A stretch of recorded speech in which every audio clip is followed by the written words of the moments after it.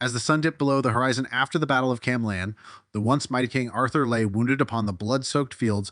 The air was heavy with the weight of impending loss, and the echoes of clashing swords still resonated. Surrounded by the remnants of a once unstoppable army, Arthur gazed upon the sword that had been his steadfast companion throughout a lifetime of triumphs and tribulations, Excalibur.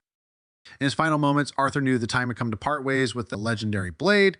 His trusted knight, Sir Bedivere, stood by his side, and together they made their way to the tranquil shores of the mystical lake where Arthur first received Excalibur from the Lady of the Lake.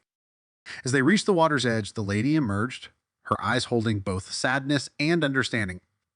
Arthur, weakened but resolute, handed Excalibur back to the ethereal guardian. The Lady of the Lake, with a solemn grace, accepted the sword, and as she did, the waters of the lake shimmered with an otherworldly glow. The tale did not end there.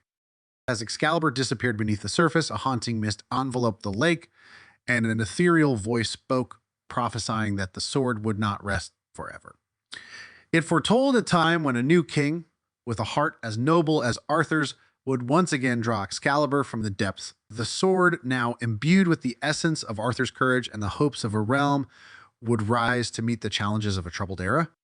The Lady of the Lake, our figure becoming indistinct in the mist, whispered words of guidance to Sir Bedivere.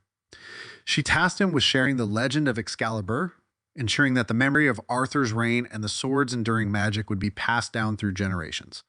As Arthur's breaths grew faint, Excalibur vanished into the heart of the lake, leaving only ripples on its surface.